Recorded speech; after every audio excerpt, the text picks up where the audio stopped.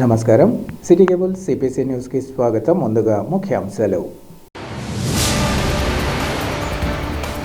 ఈ నెల 21వ తేదీన నగరంలో జరిగే శ్రీరాముని శోభాయాత్రలో ప్రజలు పెద్ద ఎత్తున పాల్గొని జయప్రదం చేయాలి.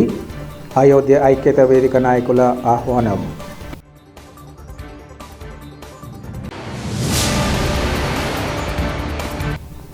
రాజ్యాంగ నిర్మాతను స్మరించుకుంటూ అంబేద్కర్ విగ్రహావిష్కరణలో పాల్గొనాలి.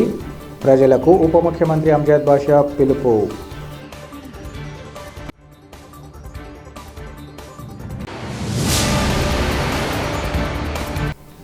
రాష్ట్రంలో అరాచక పాలన సాగిస్తున్న జగన్ ప్రభుత్వం. మాజీ మంత్రి ఆదినారాయణ రెడ్డి ఆగ్రహం.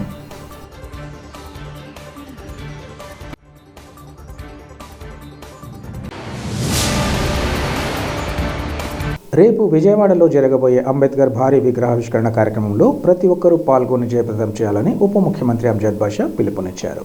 అంబేద్కర్ విగ్రహావిష్కరణ నేపథ్యంలో కడప నగరంలో ప్రభుత్వం తరపున భారీ ర్యాలీని నిర్వహించారు. కడప ఆర్టీసీ బస్టాండ్ వద్ద గల అంబేద్కర్ విగ్రహం నుంచి కలెక్టరేట్ కార్యాలయం వరకు ఈ ర్యాలీ నిర్వహించారు. ఉప ముఖ్యమంత్రి అంజద్ బాషా ఈ ర్యాలీని ప్రారంభించి మాట్లాడుతూ దేశ చరిత్రలో సువర్ణ అక్షరాలతో లిఖించదగ్గ దినం ఈరోజన్నారు. ఎస్సీ, ఎస్టీ, బీసీ, మైనార్టీ వర్గాల కోసం కృషి చేసిన అంబేద్కర్ను స్మరించుకుంటూ విజయవాడలో 125 అడుగుల భారీ విగ్రహం ఏర్పాటు చేయడం గర్వించదగ్గ విషయమన్నారు. అంబేద్కర్ విగ్రహంతో పాటు స్మృతివనం పలు కార్యక్రమాలలో ముఖ్యమంత్రి వైఎస్ జగన్ రేపు పాల్గొని ప్రారంభిస్తారన్నారు. పెద్ద ఎత్తున ప్రజలు పాల్గొని జయప్రదం చేయాలని ఆయన పిలుపునిచ్చారు. ఈ కార్యక్రమంలో డిప్యూటీ సీఎంతో పాటు జాయింట్ కలెక్టర్ గణేష్ కుమార్ ఇంకా ప్రజలు పాల్గొన్నారు.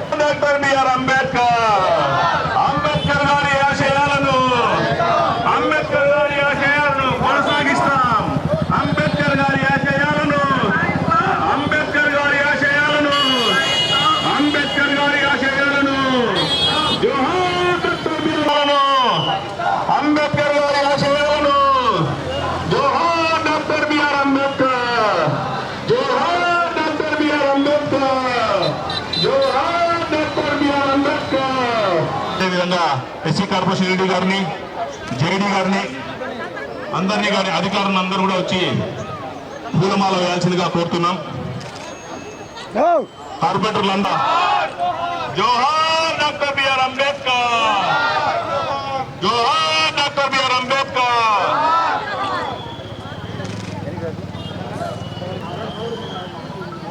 నిజంగా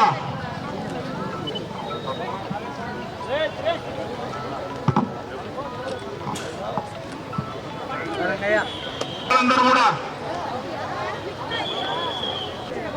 డాక్టర్ బిఆర్ అంబేద్కర్ గారు, శ్రీ జగన్మోహన్ రెడ్డి గారు ఈరోజు అంబేద్కర్ గారి యొక్క ఆశయాలను కొనసాగిస్తున్నటువంటి మరి అలాంటి మహోన్నతమైన వ్యక్తి యొక్క విగ్రహాన్ని ఈ కార్యక్రమానికి సభ అధ్యక్షుడు వివరిస్తున్న మన సోషల్ వెల్ఫేర్ బోర్డు చైర్మన్ అయిన పి సునీల్ కుమార్ గారికి, మరి ముఖ్య అతిథులుగా చేసిన మరి మన డిప్యూటీ మేయర్ నిత్యానంద రెడ్డి గారికి, మన YSR Congress party SC cell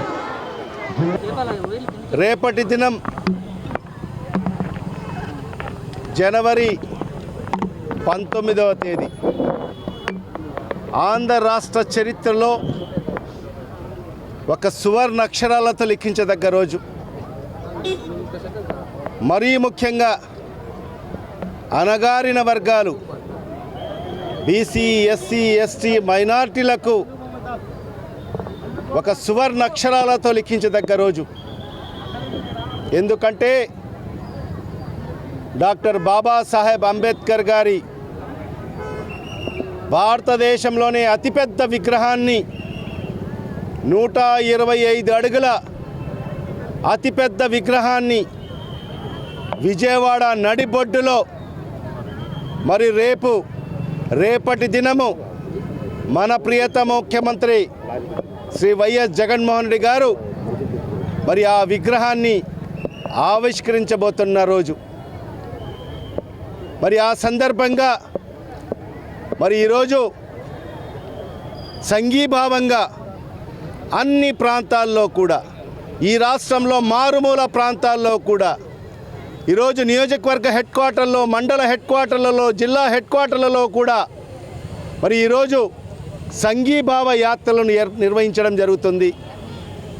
మరి ఆ సంఘీభావ యాత్రలో ఈరోజు కడప నగరంలో మరి ఈరోజు జిల్లా అధికారులు, అనధికారులు, మరి అదేవిధంగా ప్రజాప్రతినిధులు, మరి పెద్ద సంఖ్యలో ప్రజలు కూడా పాల్పంచుకోవడం జరిగింది. మరి వాళ్ళందరికీ కూడా పేరు పేరున నా హృదయపూర్వక ధన్యవాదాలు తెలియజేసుకుంటున్నాను. డాక్టర్ బాబాసాహెబ్ అంబేద్కర్ అంటే ఒక వర్గానికి సంబంధించిన నాయకుడు కాదు. మరి ఈ భారత జాతి గర్వించదగ్గ నాయకుడు, ఒక యూనివర్సల్ నాయకుడు. మరి ఈరోజు ఈ భారతదేశంలో అనేక వర్గాలున్నా, అనేక భాషలు మాట్లాడే వాళ్ళు ఉన్నా, అనేక సంప్రదాయాలు పాటించే వాళ్ళు ఉన్నా, మరి వాళ్ళందరూ కూడా ఒక సోదర భావంతో ఈరోజు ముందుకెళ్తున్నామంటే, జీవిస్తున్నామంటే మరి ఆనాడు డాక్టర్ బాబాసాహెబ్ అంబేద్కర్ గారు రచించిన రాజ్యాంగం వల్లనని చెప్పి కూడా మనం గర్వంగా చెప్పుకోవాల్సిన అవసరం ఉంది.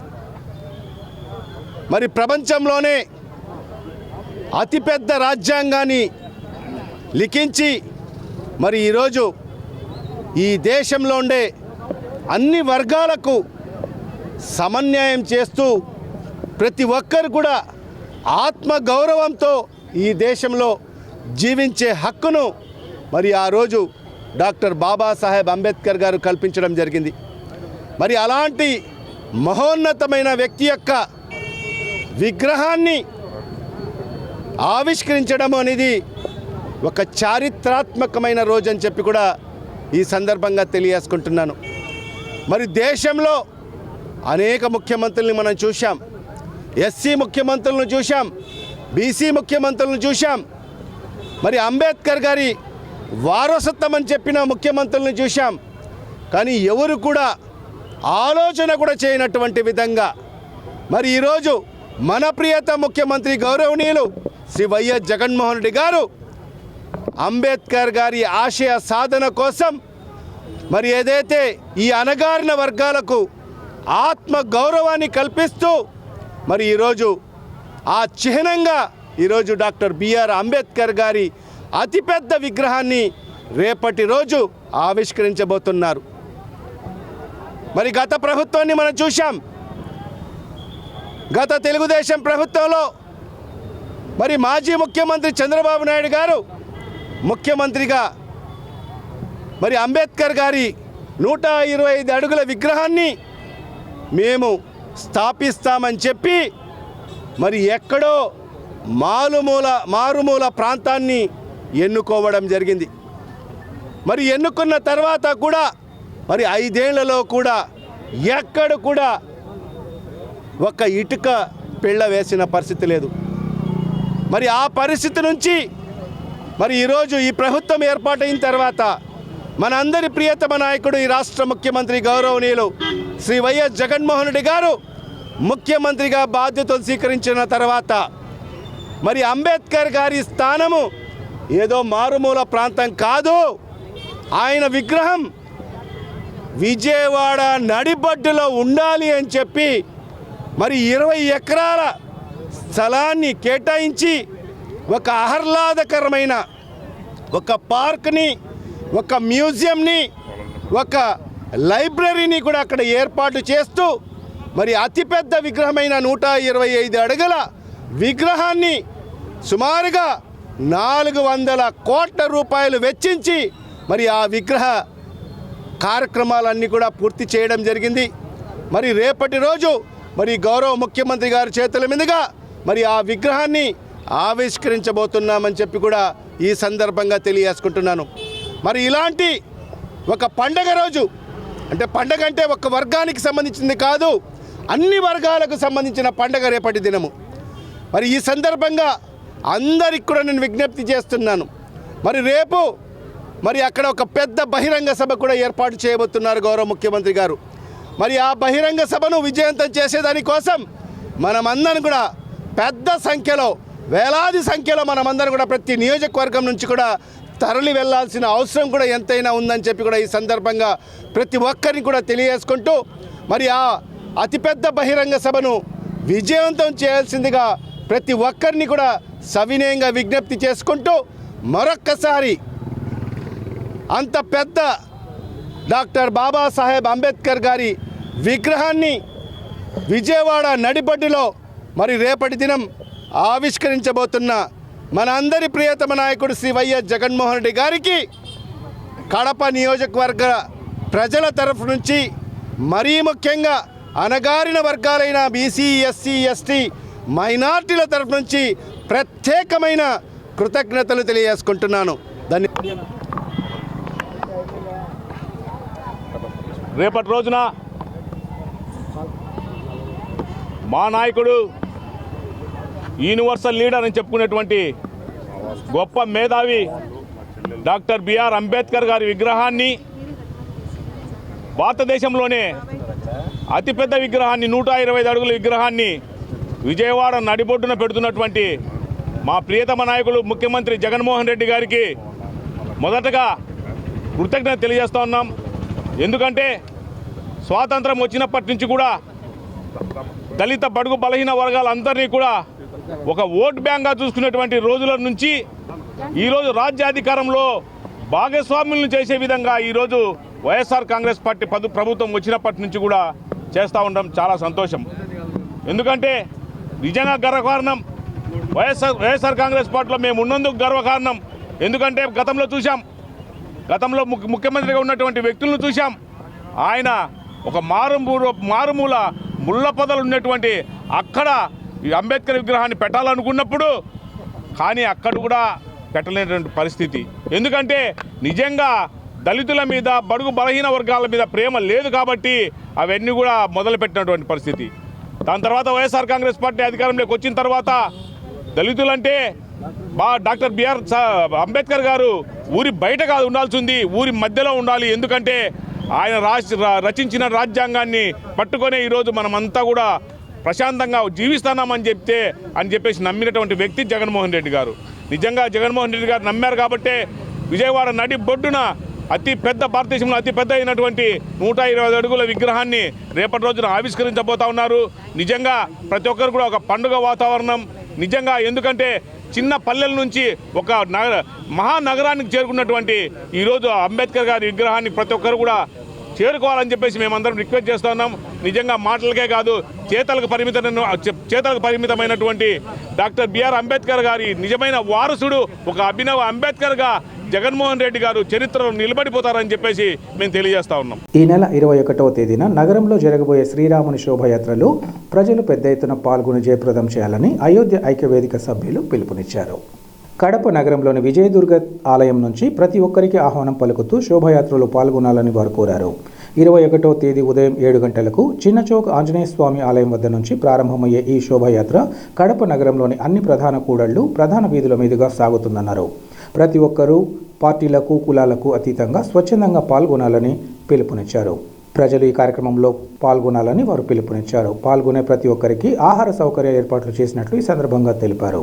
గతంలో ఎన్నడూ లేని విధంగా, ఎవరూ చేయని రీతిలో కనుల బిందువుగా వైభవపేతంగా ఈ శోభాయాత్ర నిర్వహిస్తున్నట్లు వారు తెలిపారు.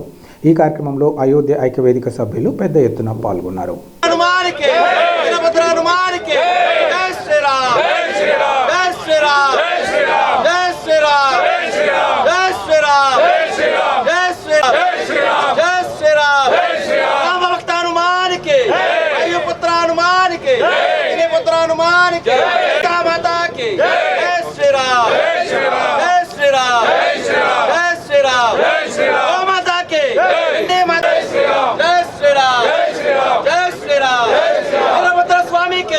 भद्रकाली माता के जय श्री राम।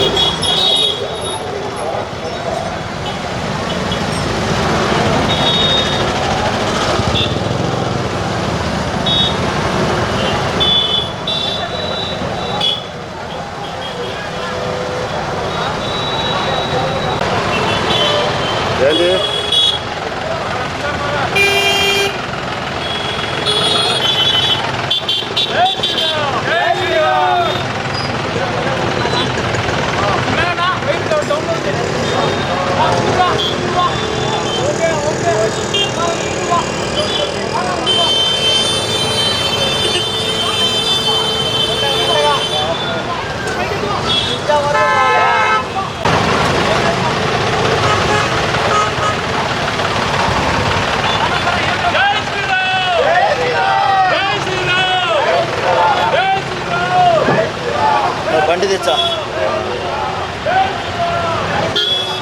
బండి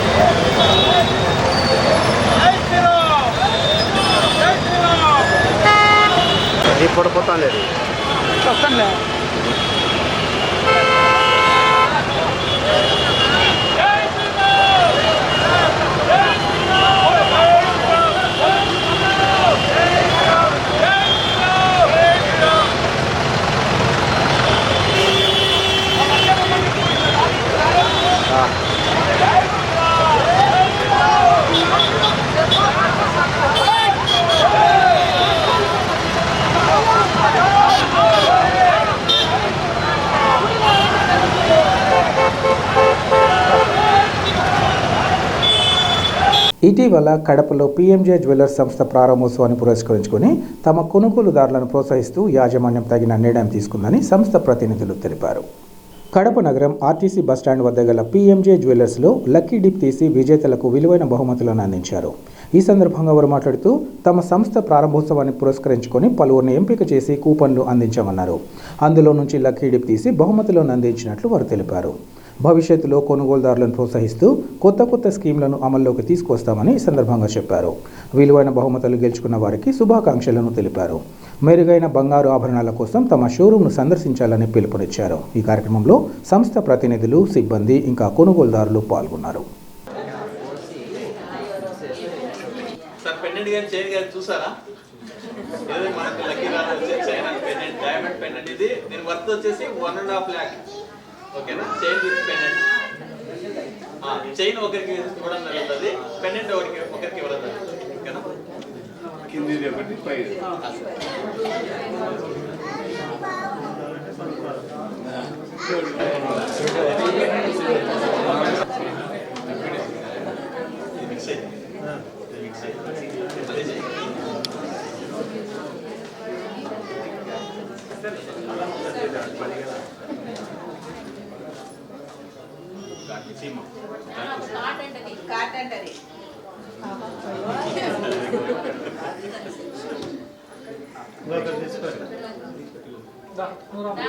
చాలా ఇంకా నువ్వు చూస్తాను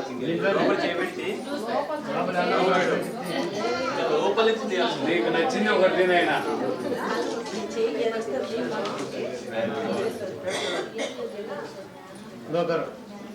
నన్ను పక్కకు వచ్చేసి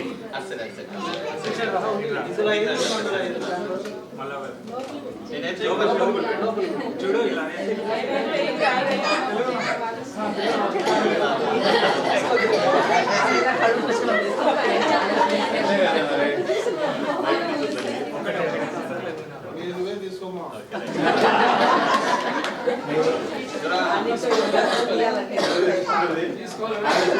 తీసుకోలేదు.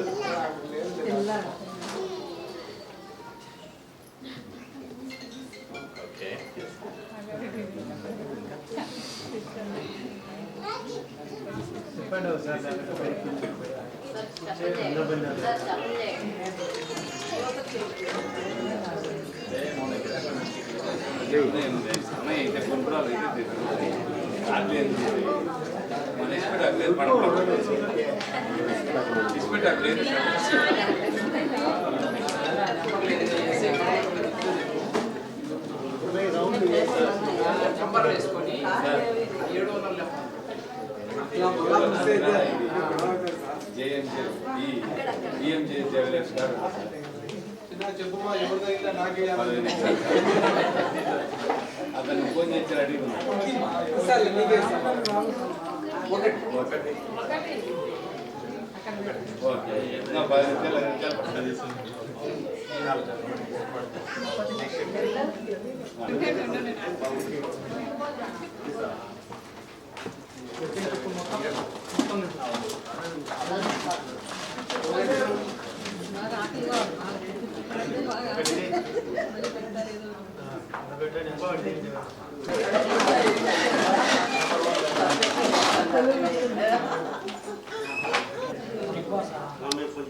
सर के अरुणा मोबाइल नंबर వచ్చేసి 6302189400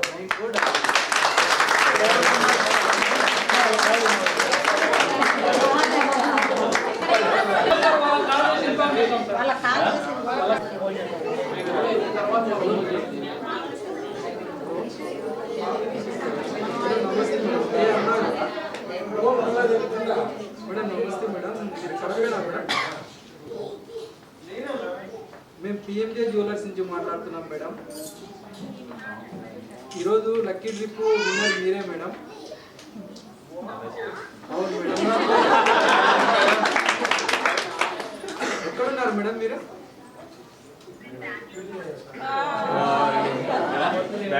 ఇవాళ ఎవరైనా ఉన్నారా మేడం కడపలో వాళ్ళు వచ్చినప్పుడు తీసుకుంటారు సరే ఒకసారి ఉంటే రమ్మని చెప్పండి మేడం పిఎంజే స్టోర్లో ఓపెనింగ్ అప్పుడు మీకు లక్కీ కూపన్ అనేది వేసాం కదా మేడం ఈరోజు ఉంటే చూడండి మేడం రేపైనా పర్లేదు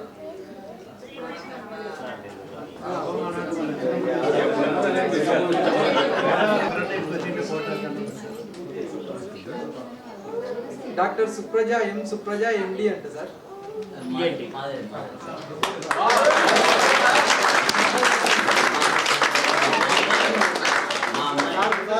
మీరు ఇచ్చిన కాంటాక్ట్ నెంబర్ ఒకటి ఇందులో ఉంది సార్, మీరు చెప్పండి. ఆ నెంబర్ ఒకసారి మీరు చెప్పండి. ఓకే సార్, మీరు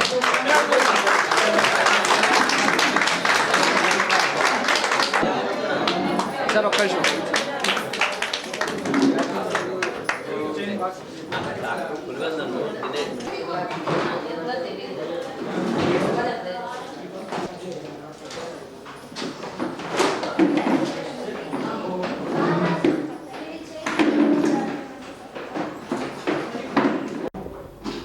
ఎక్కడ వర్క్ చేస్తా అనేది కూడా చెప్పండి.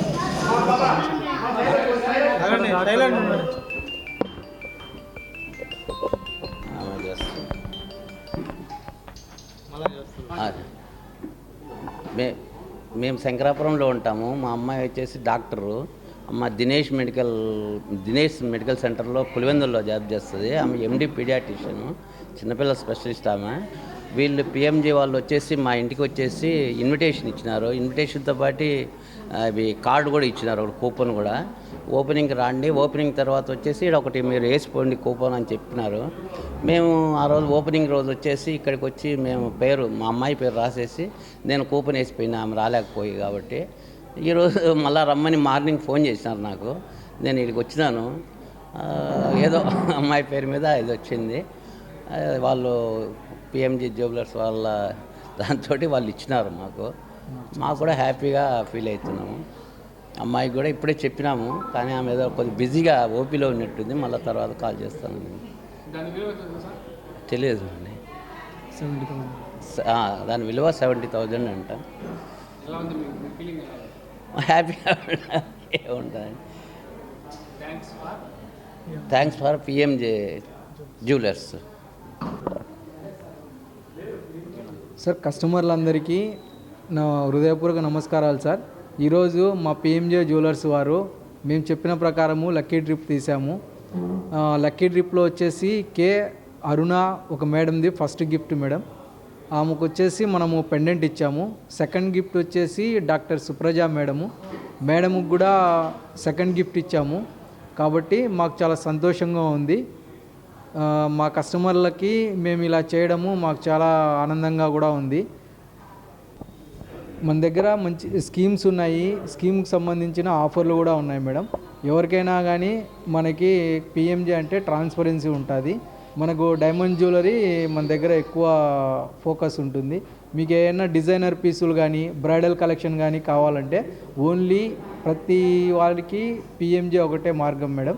యాక్చువల్గా ప్రతి అకేషన్కి పిఎంజే ఉంటుంది. మన దగ్గర బ్రైడల్ కలెక్షన్ ఎక్కువగా ఉంటుంది. అందులో కూడా డిజైనర్ పీసులు ఉంటాయి. మన దగ్గర స్కీమ్ కూడా ఉంటుంది. ఈ స్కీమ్ వచ్చేసి మనకి 11+1 వస్తుంది. అంటే 10 మంత్స్ మనము పే చేస్తే 11 మంత్స్ మనం పే చేస్తే 12 మంత్ మన కంపెనీ ఒక బోనస్ ఇస్తుంది. ఇలాంటి ఆఫరు మనకి ఎక్కడా దొరకదు. ఇది ఒక మంచి అవకాశము, మీరందరూ వినియోగించుకుంటారని కోరుకుంటున్నాను. మన జ్యువెలరీ షాప్ కూడా ఇక్కడ ఆర్టీసీ బస్ స్టాండ్ దగ్గర ఉంటుంది. మీరందరూ తప్పకుండా ఒకసారి విజిట్ చేయండి. మన డిజైన్స్ అన్నీ ఒకసారి చూడండి. మన డిజైనర్ పీసులు ఉంటాయి కాబట్టి మీకు చాలా ఆనందంగా ఉంటుంది. ఇందులో మనకి మిగతా జ్యువెలరీ షాపుల కంటే మన దగ్గర తక్కువ వాల్యూ ఎడిషన్ ఉంటుంది. కాబట్టి మీరందరూ ఒకసారి మమ్మల్ని దయ ఉంచి మా మీద మీరందరూ ఒకసారి షాప్కు విజిట్ చేస్తారని కోరుకుంటున్నాము. Thank you. ఆంధ్రప్రదేశ్లో అరాచక పాలన సాగుతుందని మాజీ మంత్రి ఆదినారాయణ రెడ్డి ఆగ్రహం వ్యక్తం చేశారు. కడప నగరం దేవుని కడపలో అయోధ్య రామ మందిరం నుంచి వచ్చిన అక్షింతలు సమర్పించారు. ఈ సందర్భంగా ఆయన మాట్లాడుతూ కేంద్ర ప్రభుత్వం లక్షల ఇళ్లు ఇస్తే వాటిని జగనన్న కాలనీగా నామకరణం చేసుకుని సొమ్ము చేసుకుంటున్నారని అన్నారు. మరుగుదొడ్లు కట్టమంటే కట్టారు. కేంద్రం 90% నిధులు ఇస్తే వాటిలో 10% కూడా ఖర్చు పెట్టరని అన్నారు. వాటిని కాంట్రాక్టర్కి ఇవ్వమన్నా ఇవ్వరని ఈ సందర్భంగా చెప్పారు. మోదీ రోడ్లు తప్ప కేడీ జగన్ రోడ్లు దరిద్రంగా ఉన్నాయన్నారు. కరోనా కంట్రోల్ చేయలేదు, తానే సారే అమ్ముతారు, తానే ఇసుక అమ్ముతారు, తానే భూములు కబ్జా చేస్తారని వ్యాఖ్యానించారు. కాంట్రాక్టర్లకు బిల్లులు ఇవ్వరు, ఉద్యోగులకు జీతాలు ఇవ్వరు, నిరుద్యోగులకు ఉద్యోగాలు ఇవ్వరని అన్నారు. రైతులు బాగుపడిన దాఖలాలు లేవని ఈ సందర్భంగా ఆరోపించారు.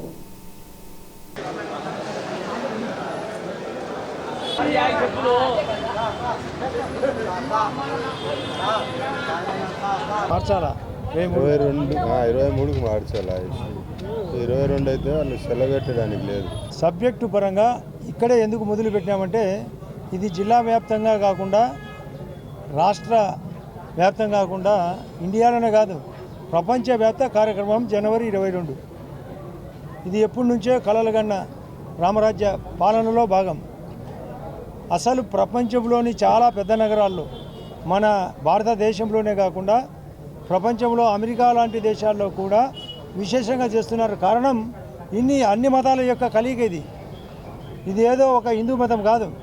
రాముడు అనేవాడు అందరివాడు, ఆయన పాలన అద్భుతం. ఇది మోడీ గారి చేతుల మీదుగా ఆ రోజు బాలరాముడి యొక్క విగ్రహ ప్రతిష్టతో పాటు సీతమ్మ గారిది కానీ లక్ష్మణుడు కానీ మరియు ఆంజనేయుని యొక్క అన్ని కార్యక్రమం డివిజన్ చేసి చేస్తున్నారు. ఇది అందరూ సంతోషకరంగా చేయాలి. అందులో భాగంగానే ఇక్కడ మొట్టమొదటి ఇక్కడ స్టార్ట్ చేసి మన పరిధిలో ముందు మన కడప పార్లమెంటు పరిధిలో ఈ కార్యక్రమం ఇప్పుడే మా శశిభూషణ్ రెడ్డి గారు చెప్పినట్టు అందరికీ వితరణ చేస్తున్నాం.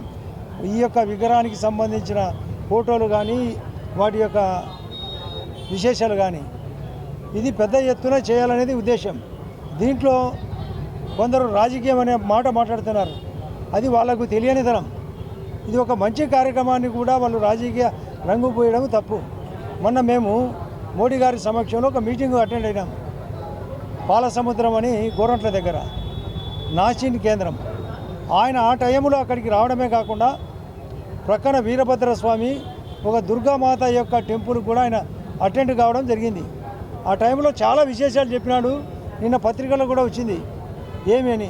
ముఖ్యంగా రామరాజ్య పాలన కావాలి, రావణ రాజ్య పాలన ఉండకూడదు. ఇక్కడ ఈ రాష్ట్రంలో రావణ రాజ్య పాలన జరుగుతుంది. అసలు రామరాజ్య పాలన అంటే ఏంది?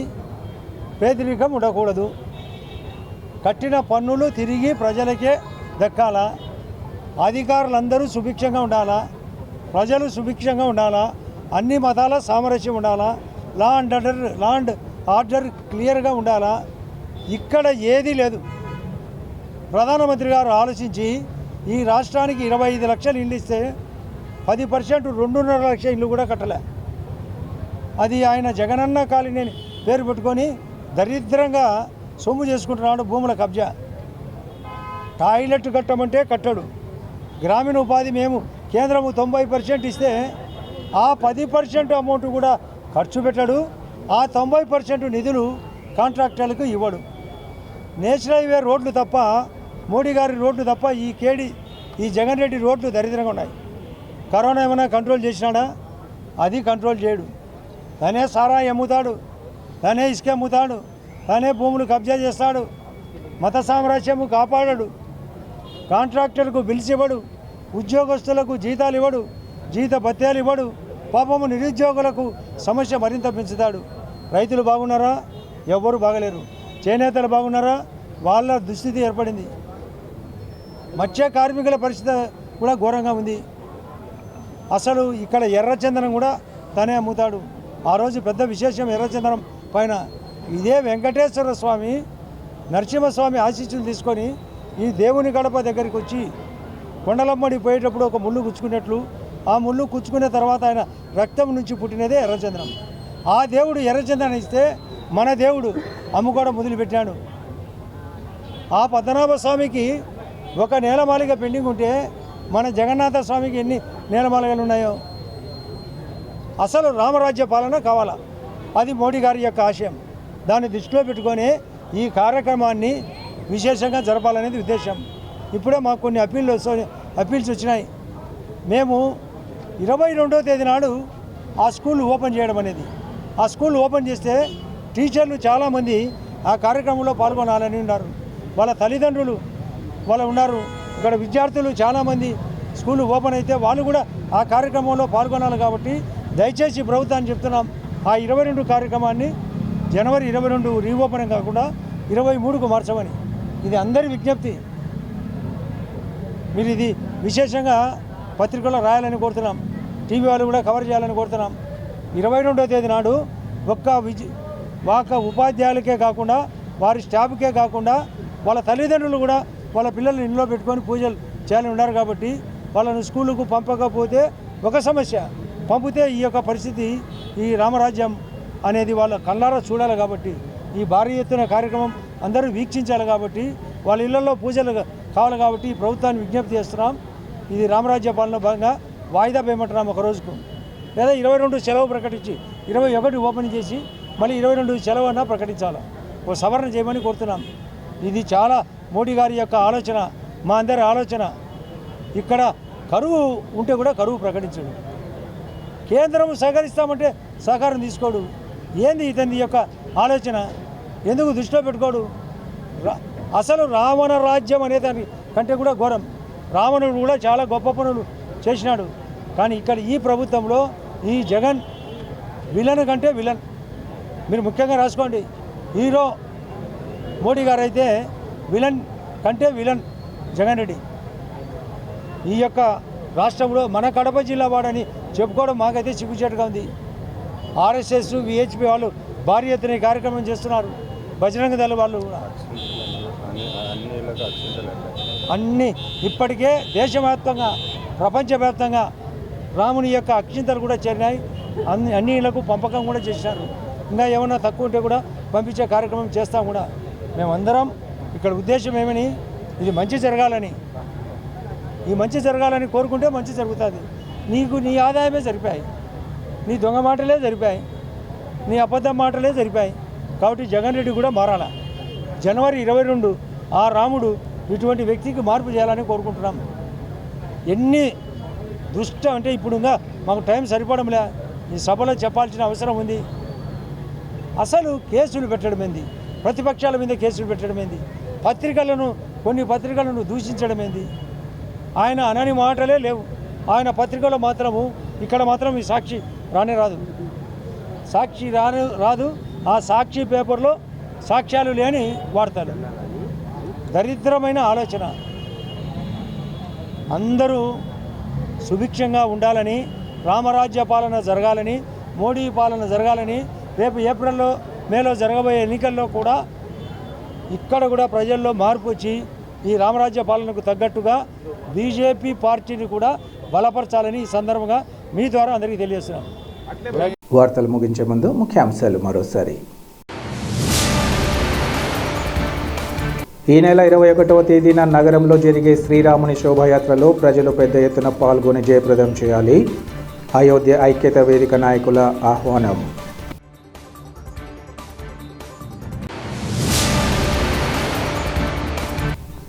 రాజ్యాంగ నిర్మాతను స్మరించుకుంటూ అంబేద్కర్ విగ్రహావిష్కరణలో పాల్గొనాలి. ప్రజలకు ఉప ముఖ్యమంత్రి అంజద్ బాషా పిలుపు.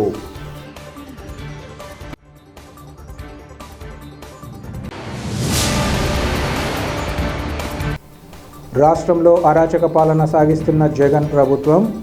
మాజీ మంత్రి ఆదినారాయణ రెడ్డి ఆగ్రహం.